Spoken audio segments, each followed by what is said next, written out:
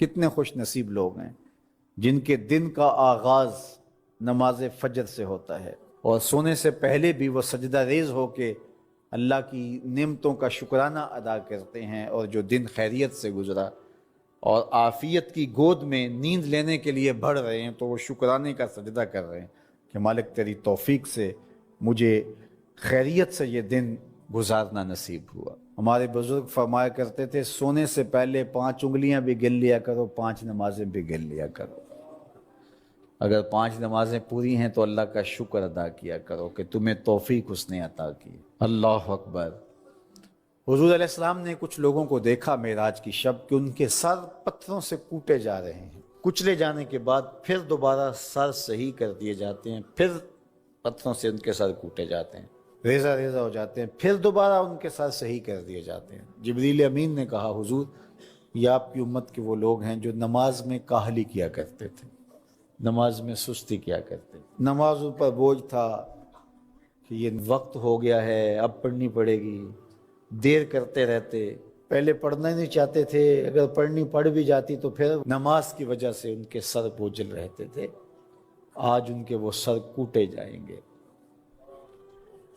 نوجوانوں بالخصوص میں آپ سے مخاطب ہوں، ماں باپ کو زور نہ لگانا پڑے، آپ کی منتیں نہ کرنی پڑیں، آپ کے ترلے نہ کرنے پڑیں، آپ کو جھڑکنا نہ پڑے، جب حیا علی الصلاۃ کی آواز آئے تم بستر سے چھلانگ لگا کے اٹھ جاؤ کہ میرے رب کا بلاوا ہے میرے نام۔ میسج ہے۔ طلباء سے کہوں گا کہ استاد کو بیدار نہ کرنا پڑے تمہیں، جب اذان کی صدا آئے تو خود اٹھ کر کے مصلی پہ آ کے بیٹھ جاؤ کہ میرے رب کا بلاوا میرے نام آیا ہے۔ اپنے ہم عمر لوگوں سے کہوں گا طبیعت کی کمزوریوں کے باوجود رب کے بلاوے پہ مصلی پہ بیٹھ جاؤ۔ نماز کا چھٹکارا نہیں ہے، رستگاری نہیں ہے۔ زکوٰۃ نصاب پہ واجب ہوتی ہے، حج استطاعت پہ واجب ہوتا ہے، روزہ صحت کے ساتھ مشروط ہے، اگر شیخ فانی ہے یا ایسی بیماری ہے روزہ نہیں رکھ سکتا فدیہ دے دے۔ مسافر کو چھوٹ ہے، بیمار کو چھوٹ ہے کہ وہ دیگر ایام میں اس کی قضا کر لے، لیکن نماز کی چھوٹ نہیں ہے۔ بیمار ہے تب بھی پڑھے گا، صحت مند ہے تب بھی پڑھے گا، حضر میں ہے تب بھی پڑھے گا، سفر میں ہے تب بھی پڑھے گا۔ بالغ کے اوپر نماز کی کسی صورت میں بھی رخصت نہیں ہے۔ کھڑے ہو کے نہیں پڑھ سکتا بیٹھ کے پڑھ لے، بیٹھ کے نہیں پڑھ سکتا لیٹ کے پڑھ لے، اشارے سے پڑھ لے۔ وضو کے لیے پانی دستیاب نہیں ہے تو تیمم کر لے، حالت سفر میں ہے قصر کر لے، آدھی پڑھ لے پوری نہ پڑھے، دشمن کے مقابلے میں ہے صلاۃ الخوف کی صورت میں پڑھ لے۔ یہ نماز کا مسئلہ ہے، اتنی اہم نماز ہے۔ تو جن کے سر بوجھل رہے نماز سے، سردیوں میں ہوتا ہے اوپر نیچے نمازیں آ رہی ہوتی ہیں، ابھی عصر پڑھ کے گھر پہنچے تو پھر مغرب کی آ گئی، مغرب گھر کے پہنچے تو پھر عشاء کی آ گئی، تو کئی لوگ کہتے ہیں اے تو مولویاں نے آت چکی ایک، ابھی تو پڑھ کے آئے ہیں۔ تو کیوں شوق نہیں ہے تمہیں؟ ایک نماز کے بعد وہیں بیٹھ کے دوسری نماز کے انتظار میں مسجد میں قیام کرنے والا، اللہ اکبر، فرشتے ناز برداریاں کرتے ہیں۔ مسجد میں صحابہ بیٹھ جاتے ہیں، ایک نماز پڑھی اب دوسری پڑھ کے جائیں گے، دوسری پڑھی تو اب تیسری پڑھ کے جائیں گے، اور جب نماز کا وقت آتا تو وہ انتظار کرتے کہ ابھی تک اذان نہیں ہوئی۔ اور حضور جب حضرت بلال حبشی رضی اللہ تعالی عنہ کو اذان کے لیے کہتے تو کہتے ارحنا یا بلال، بلال اٹھو ہمارے دل کو راحت پہنچاؤ۔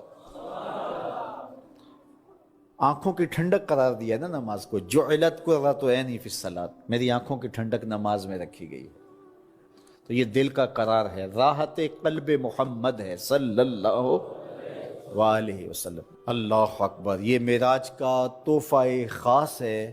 اگر آپ ہسٹری اٹھائیں تو موسٹ امپورٹنٹ جو واقعات ہوئے ہیں ان میں سے بڑے بڑے واقعات 10 محرم الحرام کو ہوئے، مگر سن 61 ہجری میں ایک ایسا واقعہ ہوا، میں یہ کہوں تو غلط نہ ہوگا، جس نے ساری دنیا کو ہلا کر رکھ دیا۔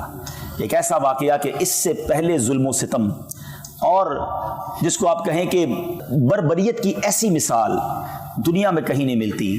آسمان نے یہ منظر کیسے دیکھا ہوگا، زمین نے یہ منظر کیسے دیکھا ہوگا جب 10 محرم الحرام سن 61 ہجری میں کربلا کے میدان میں نواسہ رسول امام حسین رضی اللہ تعالیٰ عنہ اور آپ کے قافلے والوں پر جو ظلم کیا گیا، ایک طرف تو محبتوں سے خط لکھ کر بلایا گیا اور پھر وہ بے وفائی کی گئی کہ پورے خاندان کو پیاسا جس طرح رلایا گیا، ستایا گیا اور پھر شہید کر دیا گیا۔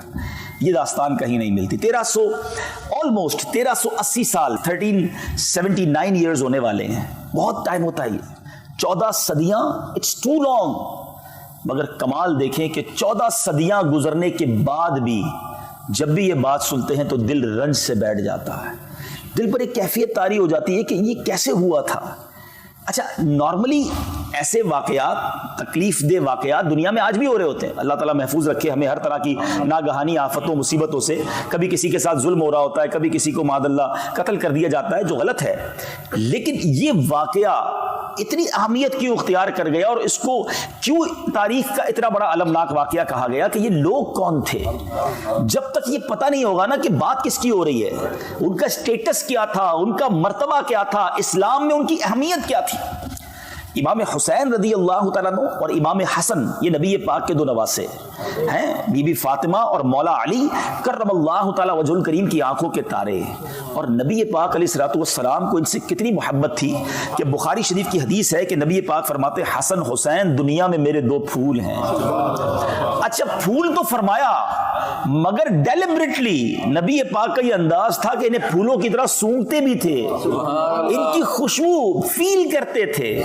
اللہ اکبر۔ ایک جگہ نبی پاک فرماتے ہیں، حدیث کا مضمون ہے کہ یہ دونوں بچے جنتی جوانوں کے سردار، جنت میں جانا ہی بڑی سعادت ہے مگر جنت کے جوانوں کی سرداری انہیں عطا کی گئی۔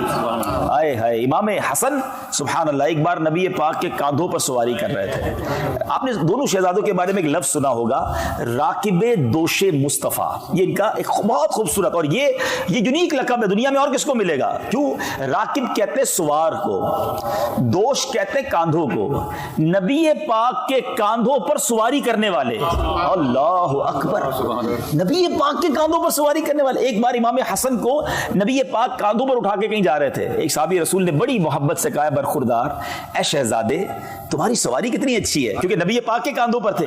لیکن look at the level of love، نبی پاک کی محبت کا انداز دیکھیں۔ آقا فرماتے یہ بھی تو کہو سوار کتنا اچھا ہے، یہ میرا بیٹا یہ سوار بھی کتنا اچھا ہے۔ Look at the connection with رسول اللہ صلی اللہ تعالی علیہ وسلم۔ امام حسین کے بارے میں نبی پاک کا یہ کہہ دینا، اللہ اکبر، آقا فرماتے حسین مجھ سے ہے اور میں حسین سے ہوں۔ محبت کا یہ عالم تھا کہ جبریل امین ایک بار نبی پاک کی بارگاہ میں آئے، پیارے آقا کی گود میں ایک پیارے آقا کے زانوں پر حضرت امام حسین تھے، بچپن کا عالم تھا، اور دوسرے زانوں پر حضرت ابراہیم، یہ نبی پاک علیہ الصلوۃ والسلام کے اپنے صاحبزادے، دو بیٹے سمجھ لیں، ایک بیٹا ایک نواسا۔ جبریل امین آئے اور عرض کی حضور اللہ تعالیٰ یہ دونوں کو آپ کے پاس جمع نہیں فرمائے گا، یعنی کسی ایک کو قبول کر لیجئے، کسی ایک کو پسند کر لیجئے۔ حدیث کا مضمون ہے، یعنی چوائس دی گئی نبی پاک کو کہ ایک نے دنیا سے جانا ہے، اب آپ کس کے لیے فیصلہ فرماتے ہیں؟ اللہ کے حبیب علیہ الصلوۃ والسلام نے کچھ اس طرح فرمایا کہ اگر ابراہیم دنیا سے جاتے ہیں تو مجھے افسوس ہوگا، لیکن اگر حسین جاتے ہیں تو مجھے بھی افسوس ہوگا، علی کو بھی رنج پہنچے گا، بی بی فاطمہ بھی غمگین ہو جائیں گے۔ نبی پاک نے حضرت ابراہیم رضی اللہ تعالیٰ عنہ اپنے بیٹے کا جانا قبول کر لیا، اور کچھ دنوں کے بعد حضرت ابراہیم دنیا سے چلے گئے، اور نبی پاک امام حسین کو دیکھ کر فرمایا کرتے تھے یہ وہ میرا بیٹا ہے جس پر میں نے اپنا بیٹا قربان کیا۔ آپ ذرا سوچو، آج ہمارے یہاں کوئی بچہ پیدا ہو تو ہم کیا کرتے ہیں؟ کسی بزرگ سے بات کرتے ہیں کہ حضور اذان دے دے کان میں، ہم کسی بزرگ سے رابطہ کرتے کہ اس کو گٹی دے دے۔ امام حسین رضی اللہ تعالیٰ عنہ کی قسمت پر ہماری جانیں قربان۔ فرسٹ آف آل سب سے پہلی آواز جو امام حسین کے کانوں نے سنی وہ کسی اور کی نہیں، وہ نبی پاک کی آواز سنی۔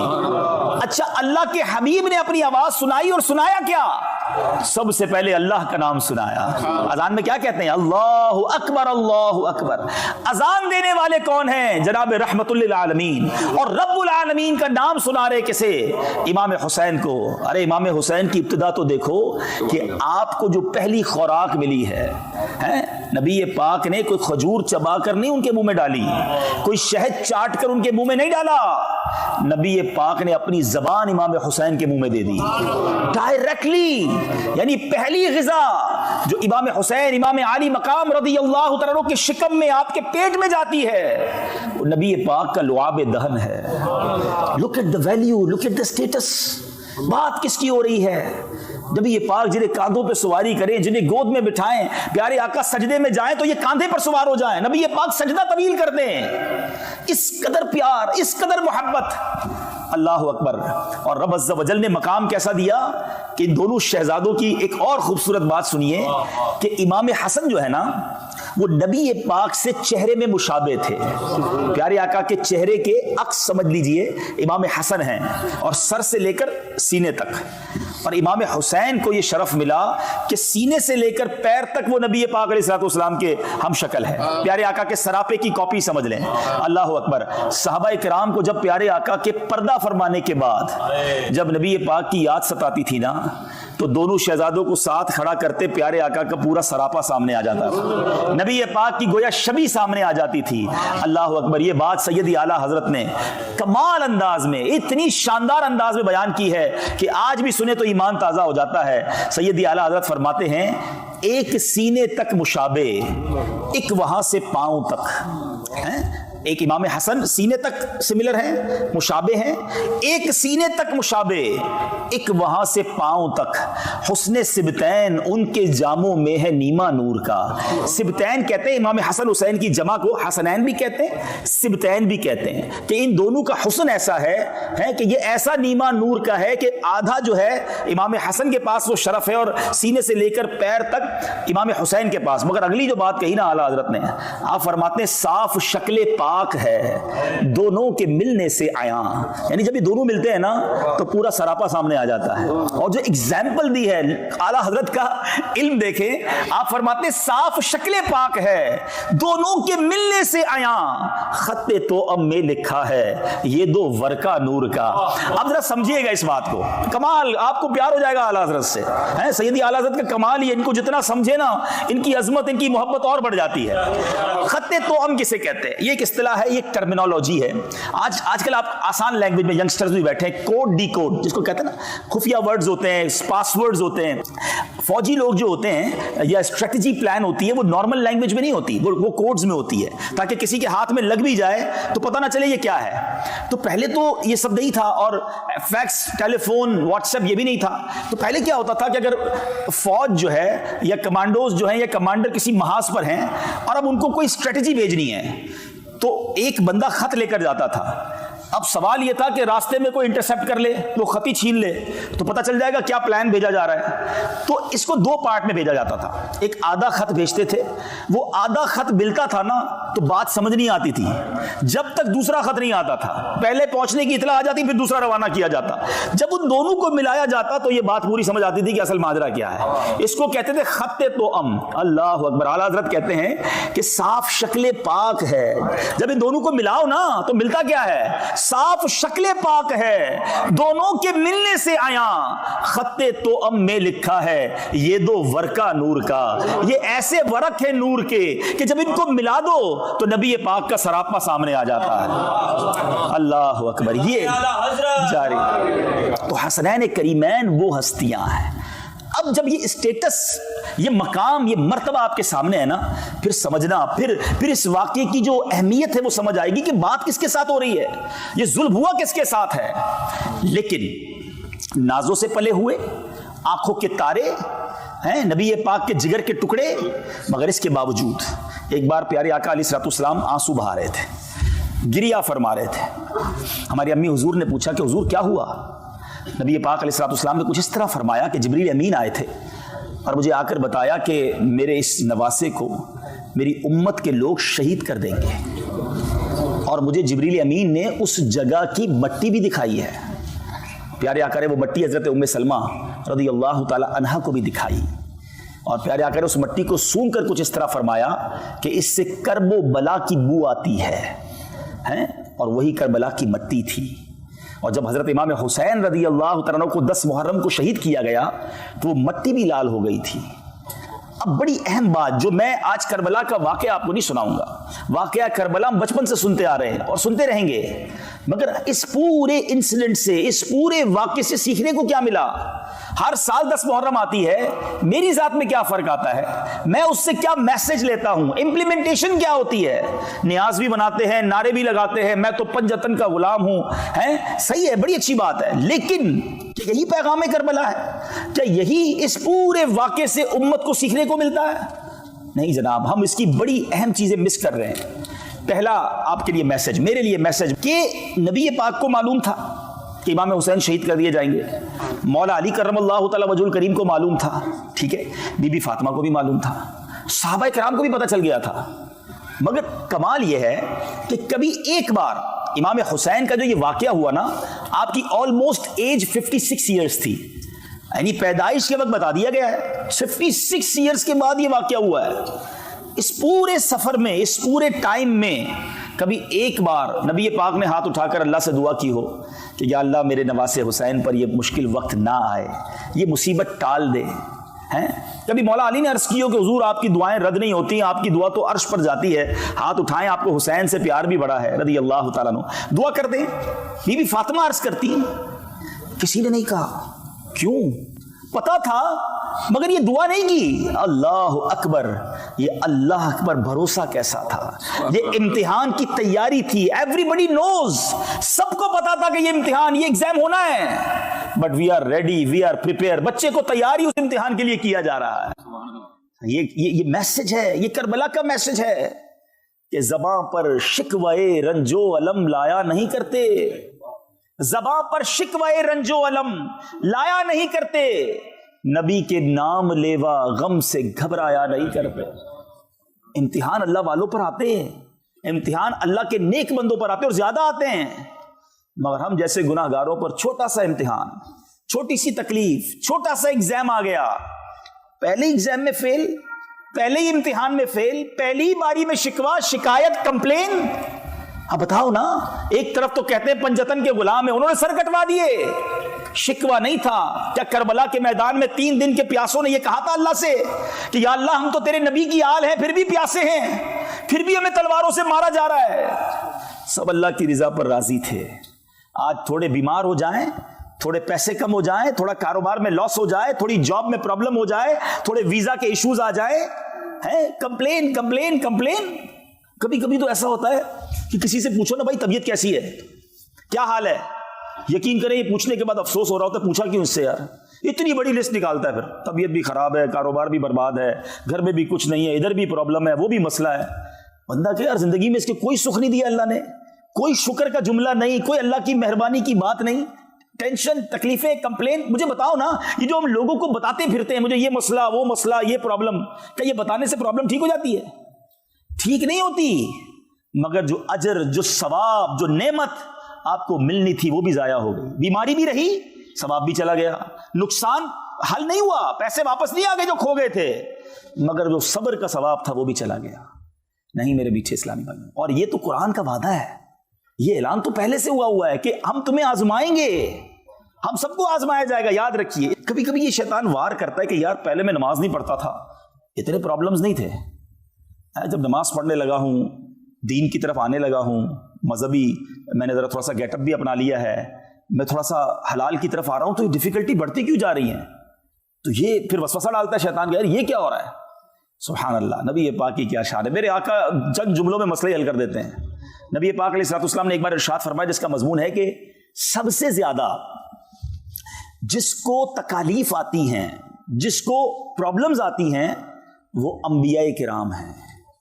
اب بتاؤ نا، نبیوں کے تو قدموں کی دھول کے برابر بھی نہیں نا، جب نبیوں کو سب سے زیادہ تکلیفیں آتی ہیں، پھر آقا نے فرمایا اس کے بعد اس پر زیادہ مشکل آتی ہے جو دین سے جتنا قریب ہوتا ہے، جو جتنا دین کے اللہ کے قریب ہوگا اس پر اتنی ڈیفیکلٹی آئیں گی۔ آقا فرماتے جس کا مضمون ہے، دراصل اللہ کی منشا، اس کی مشیت یہ ہے کہ میرے بندے سے زندگی میں جو خطائیں ہو گئیں، جو غلطیاں ہو گئیں، میں کچھ آزمائشیں بھیجوں تکلیفیں بھیجوں وہ صبر کرے, اس کے وہ گناہ دنیا ہی میں معاف ہو جائیں.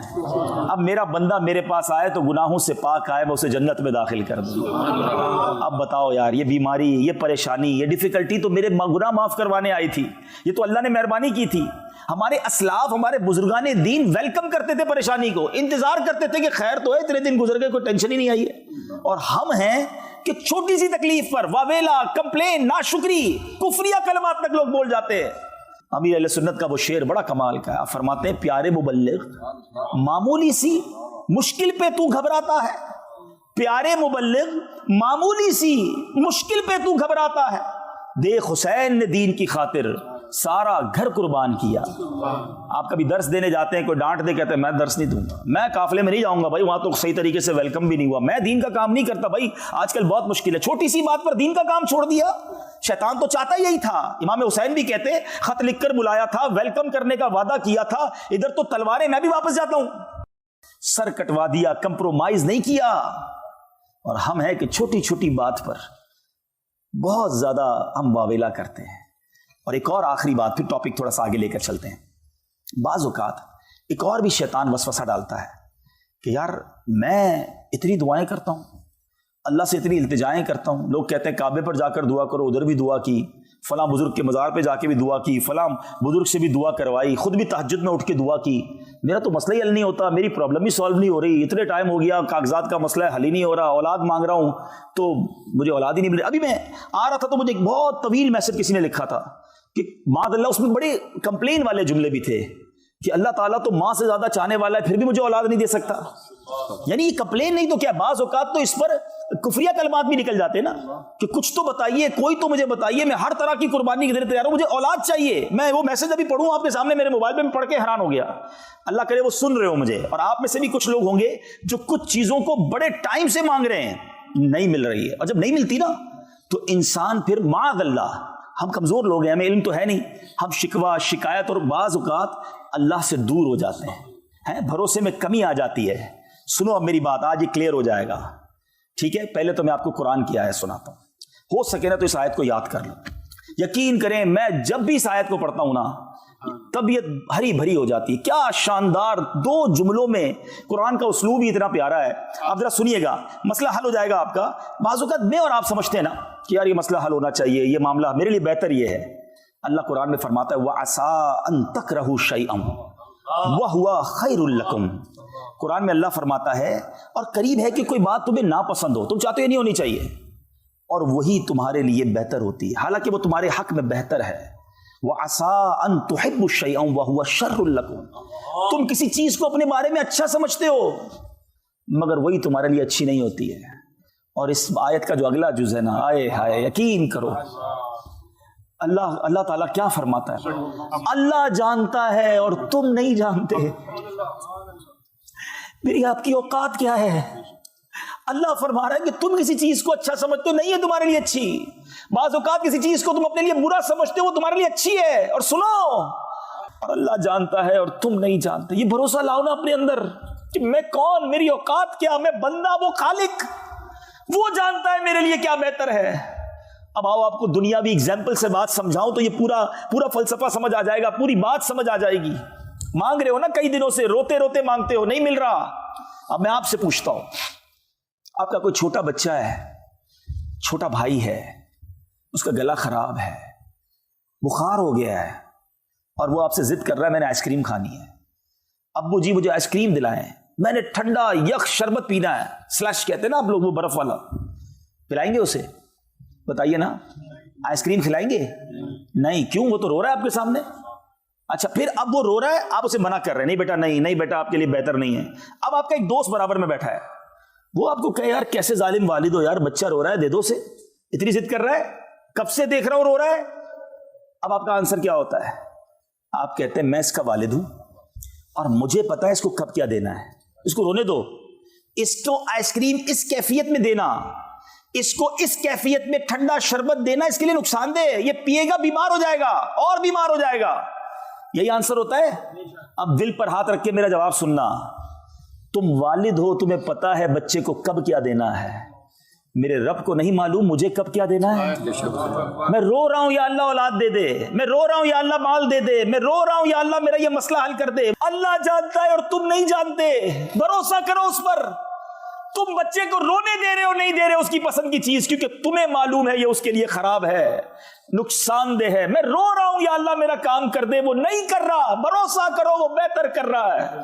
وہ میری ماں سے 70 گنا زیادہ چاہنے والا ہے. وہ جو فیصلہ کر رہا ہے میرے بارے میں بہترین کر رہا ہے. بے شک اللہ جانتا ہے, ہم نہیں جانتے. جس دن واللہ میرے میٹھے اسلامی بھائیوں یہ کیفیت بن گئی نا آپ کی کہ کام نہیں ہوا, اللہ کی مہربانی, یہی بہتر ہوگا, یہی اچھا ہوگا. ٹینشن تو رہی نہیں نا لائف میں, مشکل تو ختم ہو گئی نا. ہم پریشان اسی لیے ہوتے ہیں, کہتے ہیں یار وہ پلاٹ خریدنے گیا تھا نہیں ملا, کاش مل جاتا تو اتنے پیسے بچ جاتے. یار وہ نوکری اپلائی کی تھی نہیں ہوا, میرے برابر والا اپروو ہو گیا, میں رہ گیا, کاش ہو جاتا تو اچھا تھا. یہ ڈیل نہیں ہوئی, یہ ویزا نہیں ملا, یہ فلاں نہیں ہوا, اسی ٹینشن میں تو مر گئے. اگر یہ یقین ہو جاتا کہ جو رب نے کیا وہی میرے لیے بہتر ہے. علماء کہتے کچھ لوگوں کا غریب رہنا, بات سننا بڑی گہری ہے, کچھ لوگوں کا غریب رہنا ان کے ایمان کے لیے ضروری ہے, اور کچھ لوگوں کا امیر ہونا ان کے ایمان کے لیے اچھا ہے. کیونکہ اگر وہ امیر ہوں گے, جو غریب ہے نا وہ پیسے والے ہو جائیں گے تو بے ایمان ہو سکتے ہیں, اور جو پیسے والے ہیں وہ غریب ہو جائیں گے تو ان کا ایمان خطرے میں آ جائے گا. اللہ کی تقسیم ہے, وَتُعِزُّ مَن تَشَاءُ وَتُذِلُّ مَن تَشَاءُ بِيَدِكَ الْخَيْرُ. وہ جسے چاہے جیسے عطا فرمائے. بھروسہ تو رکھو, سب پر بھروسہ, رب پر بھروسہ نہیں. کاش آج یہ مدنی پھول لے کر جائیں کہ بس اللہ پر بھروسہ ہو, اللہ کے وعدوں پر یقین ہو, اللہ کے فیصلوں پر یقین ہو. کربلا والوں کو یقین تھا ہمارا امتحان ہے, we are ready for that, ہم تیار ہیں. تو آج سے آپ اور میں بھی نیت کریں کہ ہر امتحان میں, ہر مشکل میں ہم اللہ کی رضا پر راضی رہیں گے, ناشکری نہیں کریں گے. چھوٹی چھوٹی باتوں پر کمپلین نہیں کی جاتی. حضرت رابعہ بصریہ نے ایک بار کمال کی بات کہہ دی. ایک شخص اپنے ماتھے پر پٹی باندھ کر, سر میں درد تھا اور پٹی باندھ کر نکلا. تو حضرت رابعہ بصریہ نے کہا بات بڑی گہری ہے, اللہ کرے آپ سمجھ جائیں. کہا کیوں پٹی باندھی ہے؟ تو کہا حضور وہ سر میں درد ہے اس لیے پٹی باندھی ہے. تو حضرت رابعہ بصریہ نے فرمایا کہ کیا کبھی صحت کی پٹی بھی باندھی تھی؟ بات بڑی گہری ہے. پٹی باندھنا جائز ہے, مگر پٹی باندھی تو پتا چلا نا کہ میں بیمار ہوں, پتا چلا نا لوگوں کو. اتنا عرصہ اللہ نے صحت مند رکھا, اس کی کوئی پٹی باندھی تھی؟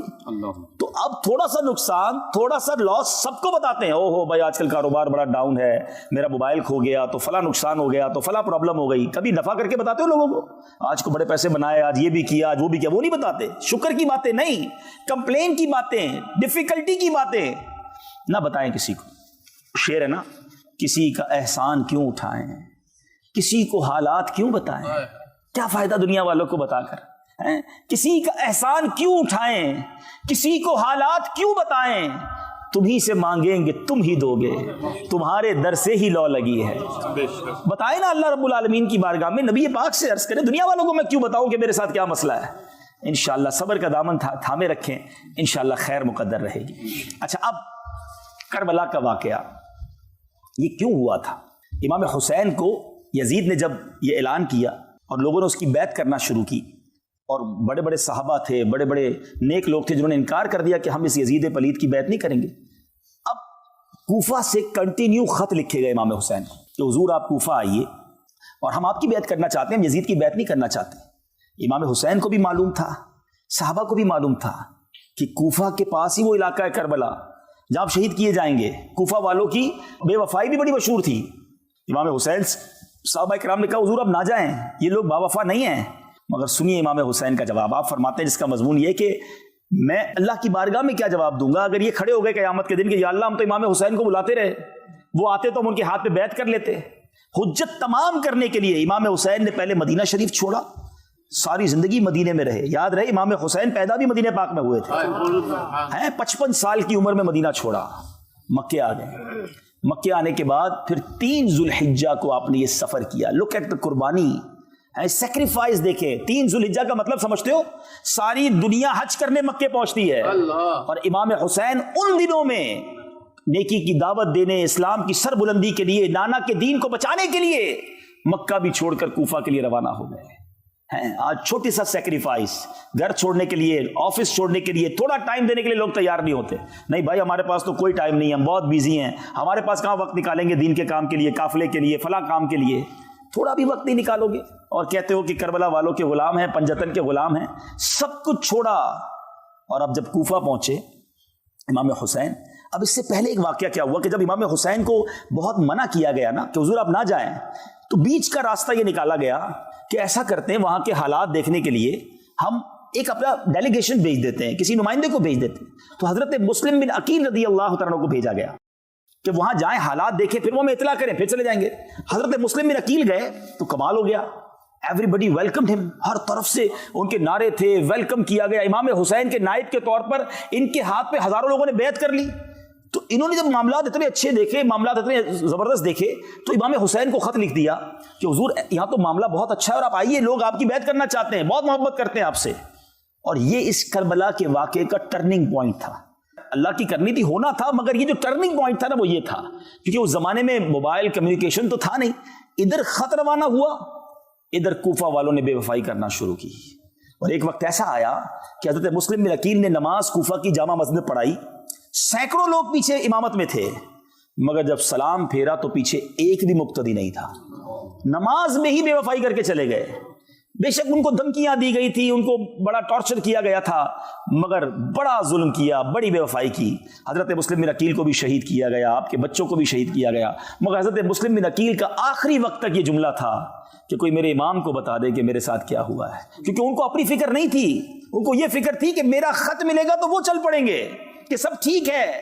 اور یہی ہوا. امام حسین وہاں سے چل پڑے، نکل گئے. لیکن بہرحال طویل واقعہ ہے کہ پھر 72 کربلا والوں کے سامنے 22,000 کا لشکر بھیجا گیا. دنیا میں ایسی جنگ کب ہوتی ہے؟ یہ تو لڑنے نہیں گئے تھے نا، بچوں کو لے کر، فیملی کو لے کر کوئی لڑنے جاتا ہے؟ یہ قافلہ تو اس لیے گیا تھا کہ بلایا گیا ہے، ویلکم کیا جائے گا، وہاں اسلام کی دعوت دیں گے، نیکی کی دعوت دیں گے، لوگ بیعت کریں گے. اور ادھر خوخار لشکر کو بھیج دیا گیا، 22,000 کا لشکر. تاریخ دان لکھتے ہیں کہ اتنا بڑا کیوں انتظام کیا گیا تھا. 72 لوگوں میں کچھ تو لیڈیز تھیں، بچے تھے، چند 100 سپاہی کافی تھے. انہیں پتا تھا کہ یہ شیر خدا کا خون ہے، یہ اللہ کی تلوار کی اولاد ہے، نبی پاک اور شہزادی کونین کا خون ہے ان کے اندر، ان سے آسان نہیں ہے لڑنا. اور ایسا ہوا بھی کہ جب یہ مارکا ہوا تو کئی لوگ خاک و خون میں نہلا دیے گئے اور ان کو برباد کیا گیا امام حسین کی تلوار سے. اور بڑے بڑے ہمارے جو اہل بیت اطہار کے جو سمجھیے کہ شاہ سوار تھے، لیکن آخرکار 3 دن کی پیاس، 3 دن کی بھوک، یہ شہید کر دیے گئے. لیکن میں نے کہا نا کہ میں تفصیلی واقعے کی طرف نہیں جانا چاہ رہا ہوں، میں آپ کو چند باتیں پوائنٹ آؤٹ کروانا چاہ رہا ہوں تاکہ آج کے بعد اب ہم یہاں سے کھڑے ہوں تو اپنی ذات میں کچھ تبدیلی لے کے کھڑے ہوں، کچھ امپلیمنٹیشن لیں. آپ کو پتہ ہے شب عاشور کیا ہوا تھا؟ 9 محرم کے بعد جو رات آئی تھی، صبح 10 محرم ہے، عاشورہ ہے، تیاری ہو رہی ہے کہ صبح لڑائی ہوگی اور معاذ اللہ صبح خون کی ندیاں بہائی جائیں گی. What happened on the night of Ashura? The night between 9th and 10th Muharram. There are 2 camps. 2 camps تھے. ایک 72 اہل بیت اطہار والے تھے اور ایک یزیدی کیمپ تھا جہاں 22,000 لوگ تھے. حسینی خیمہ تھا، یزیدی خیمہ تھا. کیا ہو رہا تھا اس رات؟ حسینی خیمے میں تلاوت ہو رہی تھی، دعائیں ہو رہی تھی، سجدے ہو رہے تھے، التجائیں ہو رہی تھی، گریہ وزاری ہو رہی تھی. اور یزیدی خیمے میں ناچ ہو رہا تھا، گانے ہو رہے تھے، شراب ہو رہی تھی، عیاشیاں ہو رہی تھی. This is the message of شب عاشور for all of you. ہم سب کے لیے یہ پیغام ہے کہ ہماری راتیں کیسے گزر رہی ہیں، تلاوت میں، نماز میں، عبادت میں، یا معاذ اللہ شراب میں، بے حیائی میں، ناچ گانوں میں، فلموں ڈراموں میں. اے پنجتن کا غلام کہلانے والوں، میں آپ سے بات کر رہا ہوں. بات تو بڑی کرتے ہیں کہ میں امام حسین پر اپنی جانیں قربان، کربلا والوں پر سب کچھ قربان، لیکن بتاؤ نا لائف کیسی گزار رہے ہو، یزیدی طریقے پر یا حسینی طریقے پر؟ حسینی طریقہ تو نمازوں والا، سجدوں والا، تلاوت والا ہے. یزیدی طریقہ ناچ گانے اور بے حیائی اور بدکاری والا ہے. ادھر لالچ تھی نا کہ معاذ اللہ ان کو شہید کر دو تو تمہیں یہاں کی گورنری ملے گی، اتنے پیسے ملیں گے. لالچ، مال، ہوس، یہ سب ادھر تھا. یہ ہمارے دل میں کدھر سے آ گیا ہے؟ حسینی قافلے والے تو لٹانے آئے تھے، قربان کرنے آئے تھے، اور آج مسلمان لالچ میں اندھا ہوا ہے. حرام کماؤں یا حلال کماؤں مجھے نہیں پتا، پیسے چاہیے بھائی. جس بھی جگہ جاب بتاؤ، جاب کرنے کے لیے تیار ہوں، چاہے شراب بیچنی پڑے، چاہے سور کا گوشت بیچنا پڑے، ہیں بس بتاؤ یار، پیسے ملنے چاہیے، چاہے سود کا پیسہ ہو چلے گا، پیسے بتاؤ کتنے ملیں گے. افسوس ہوتا ہے کبھی کبھی رونگٹے کھڑے ہو جاتے ہیں کہ کسی ملک کا ویزا لینے کے لیے اپنے مذہب کے کھانے میں کچھ اور لکھ دیتے ہیں. منہ نہیں دکھانا اللہ کی بارگاہ میں، پیش نہیں ہونا کربلا والوں کے سامنے. ذرا سوچو، وہ تمام لوگ سوچیں جو اپنے دین کو کمپرومائز کرتے ہیں، جو اپنے عادات اور اپنی اطوار کو درست نہیں کر رہے، یزیدی طریقے پر زندگی گزار رہے ہیں. اگر محشر کے دن امام حسین سے ملاقات ہو گئی، کربلا والوں سے ملاقات ہوئی اور انہوں نے پوچھ لیا کہ ہم نے تو نانا کے دین کے لیے جانیں قربان کر دی، تم کیا کر کے لائے ہو؟ تو کیا جواب دو گے؟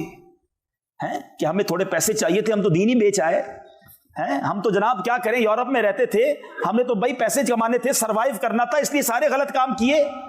چھوٹی چھوٹی باتوں پر کمپرومائز کر لیتے ہیں. ادھر وہ بھی کمپرومائز کر لیتے نا. امام حسین نے باطل کے آگے سر نہ جھکایا اور نانا کے دین کے پرچم کو بلند کر دیا. اگر وہاں امام حسین کمپرومائز کرتے نا تو آج ساری دنیا کہتی جب نبی کے نواسے کمپرومائز کر سکتے تو ہم کیا کریں بھائی، ہم بھی فلاں جگہ رہتے ہیں، وہاں بڑے حالات خراب ہیں، بڑا معاملہ ٹھیک نہیں ہے. اچھا باتیں ہم ساری کرتے ہیں، امتحان جب آتا ہے نا، پیسے سامنے آ جائیں، کوئی ڈیل آ جائے، اوہو اتنے یورو، اتنے لاکھ روپے بچیں گے، یار آج کر لیتے آئندہ نہیں کریں گے. یہی تو کہاں گئی تمہاری اہل بیت کی محبت؟ کدھر گئی نبی پاک کی غلامی؟ کدھر گیا خوف خدا؟ مسلمان ہو کر شراب بیچو گے، مسلمان ہو کر معاذ اللہ حرام گوشت بیچو گے، مسلمان ہو کر جھوٹ بول کر کام کرو گے، مسلمان ہو کر بے حیائیوں کے کام کرو گے. کیا مسلمان شراب کے اڈے میں جائے گا؟ کیا مسلمان اپنے گھر میں معاذ اللہ بے حیائی والے کام کرے گا؟ یہ تو یزیدیوں کے کام تھے. سوچو نا. نہیں میرے بیچ اسلامی بھائی، ہم نے تو جنت میں نبی پاک اور ان کے نواسے اہل بیت اطہار کے پیچھے پیچھے جانا ہے. یہ راضی ہوئے تو کام ہوگا، یہ جنتی جوانوں کے سردار ہیں. لیکن اللہ کرے کہ ایسی زندگی بھی تو ہم گزارے نا. تو آج سے یہ بھی اپنے آپ، یہ کربلا کا پیغام لو کہ بس اب انشاءاللہ جو زندگی گزرے گی وہ نبی پاک کے دین پر گزرے گی، اب سنتوں پر گزرے گی. حرام روزی کمانے والا، حرام بولنے والا، حرام سننے والا، حرام کھانے والا، حرام دیکھنے والا توبہ کرے کہ انشاءاللہ میں گدا ہوں اپنے کریم کا، میرا دین پا رہا نہ نہیں. انشاءاللہ آج کے بعد حرام کی طرف نہیں جائیں گے انشاءاللہ. ایک اور بات، امام حسین جب شہید ہوئے کیا کر رہے تھے آپ کو معلوم ہے؟ آپ سجدے میں تھے، ہیں اس وقت بھی سجدے میں تھے، اور سجدے ہی کے عالم میں آپ کا سر کاٹا گیا. کہتی ہے زمین کرب و بلا، اس شان کا سجدہ کھیل نہیں. تلواروں کے سائے میں آپ نے سجدہ کیا، اور آج پنجتن کا غلام کہلانے والے کی نمازیں قضا ہو رہی ہیں، فرض نمازیں قضا ہو رہی ہیں. فجر میں نہیں اٹھ پاتا یار، 4 پڑھ لیتا ہوں.